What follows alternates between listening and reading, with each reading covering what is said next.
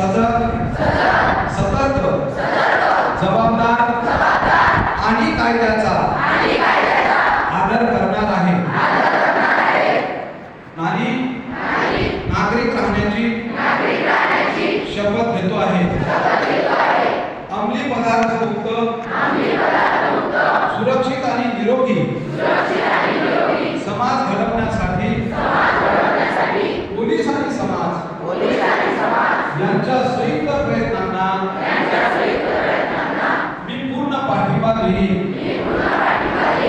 मी इतरांना अंमली पदार्थापासून दूर राहण्यासाठी निरोगी जीवनशैली